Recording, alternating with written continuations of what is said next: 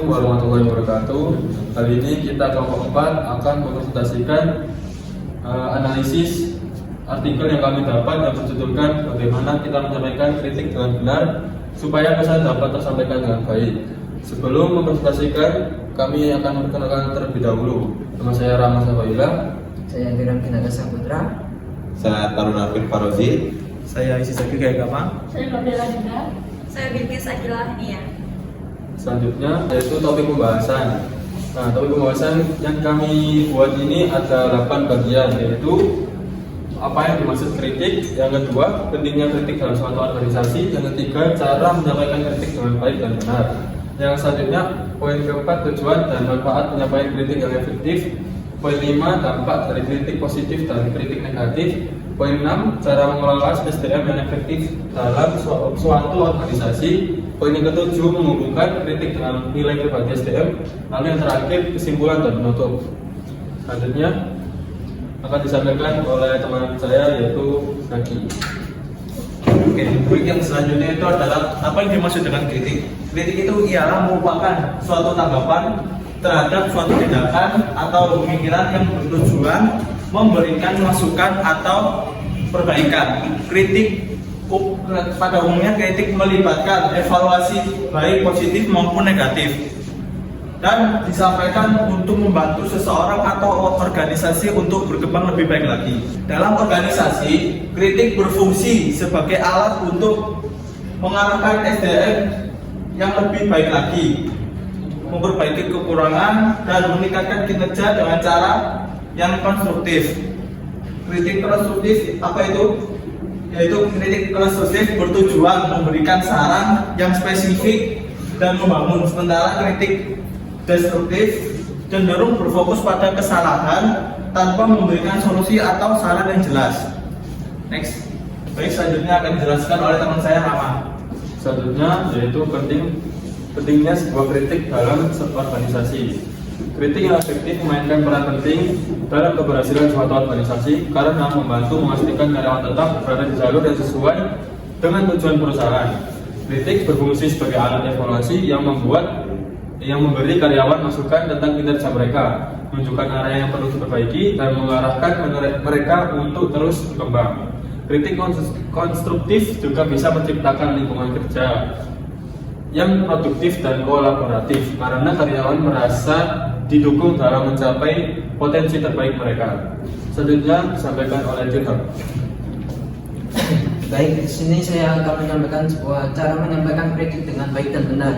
Oke, sebelum melakukan sebuah mengkritik seseorang, alangkah baiknya kita menggunakan cara yang bijak dan berhati-hati, di mana kita memerlukan adanya bersifat empati supaya agar membuat suatu hubungan itu pribadi menjadi lebih baik dan positif.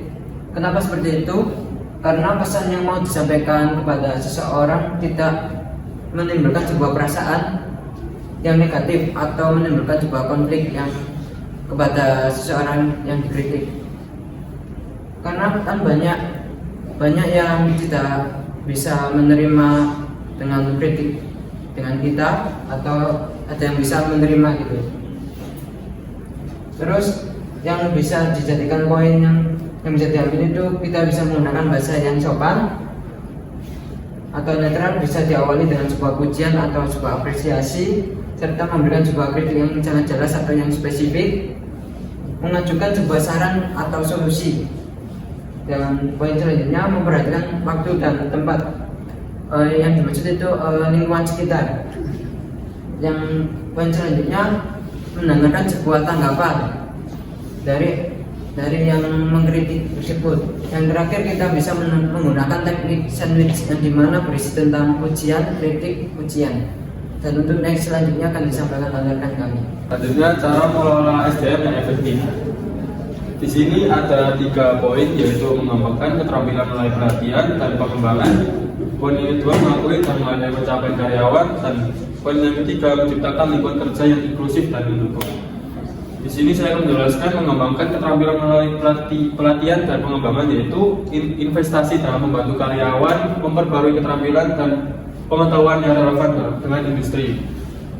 Poin yang kedua yaitu pengakuan dan apresiasi dapat meningkatkan semangat dan loyalitas karyawan. Dengan menghargai pencapaian karyawan, merasa usahanya diakui yang dapat mendorong mereka untuk bekerja lebih keras. Poin yang ketiga yaitu lingkungan kerja yang inklusif memungkinkan semua karyawan merasa diterima dan termotivasi. Ini juga mengurangi konflik serta meningkatkan kolaborasi dan semangat tim. Selanjutnya, Kemudian ada tujuan dan manfaat penyampaian kritik yang efektif. Nah, di mana penyampaian kritik yang efektif ini sangat penting untuk perkembangan sebuah organisasi atau perusahaan. Nah, di mana penyampaian kritik ini dapat membuat perkembangan karyawan dan menyukseskan organisasi ataupun perusahaan. Kemudian kritik yang konstruktif tidak hanya membantu karyawan memperbaiki kinerja, tetapi juga memperkuat hubungan antara manajer dan juga karyawan.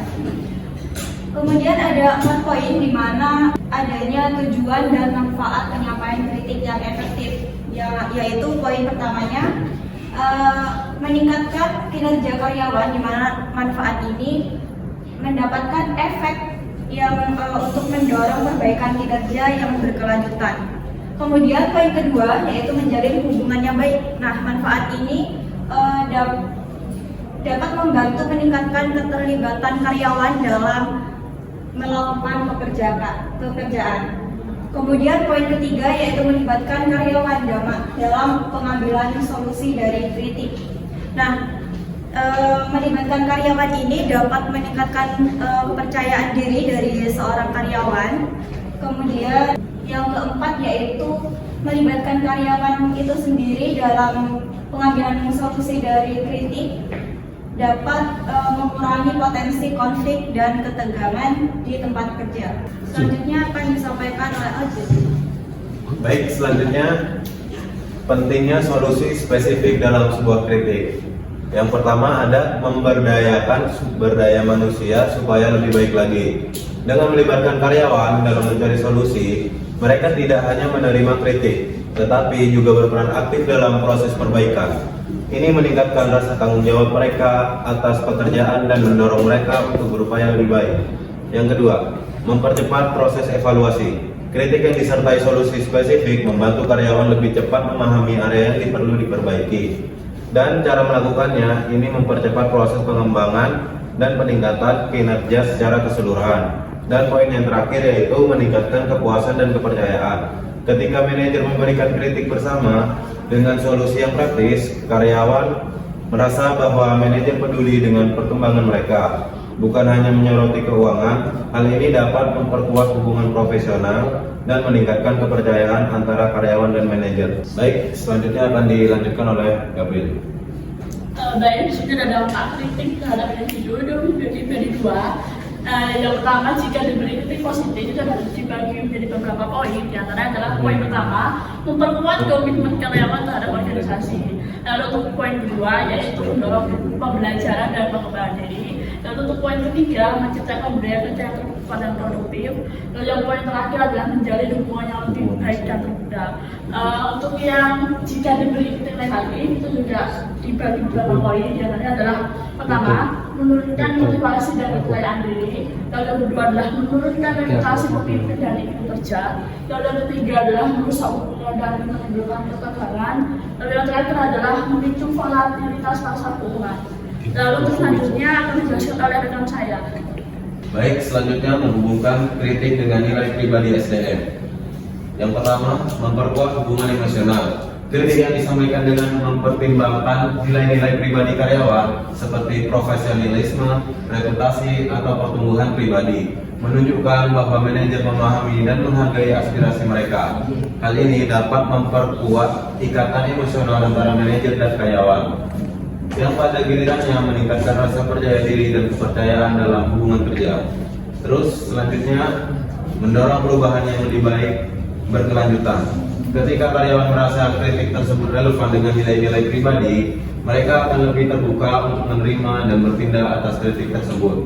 Misalnya, jika kritik disampaikan dengan cara menunjukkan bagaimana perubahan perilaku dapat mendukung kesuksesan karir atau mendapatkan pengakuan di tempat kerja, karyawan akan lebih termotivasi untuk melakukan perbaikan yang berkelanjutan. Baik, selanjutnya akan dilanjutkan oleh teman saya, Zaki. Oke, baik, yang terakhir ada kesimpulan. Kritik yang disampaikan secara efektif adalah elemen penting dalam mengembangkan kinerja dan produktivitas karyawan dalam suatu organisasi. Melalui penyampaian kritik yang efektif dan empati, karyawan merasa lebih dihargai dan termotivasi untuk memperbaiki diri. Menyampaikan kritik dengan solusi spesifik dan mempertimbangkan nilai pribadi karyawan dapat memperkuat hubungan kerja dan menciptakan lingkungan kerja yang mendukung pertumbuhan profesional. Secara keseluruhan, kritik yang positif dapat mengubah tantangan menjadi suatu peluang untuk berkembang dalam lingkungan organisasi yang sehat dan produktif. Sekian dari kelompok kami, kurang lebihnya mohon maaf. Wassalamualaikum warahmatullahi wabarakatuh.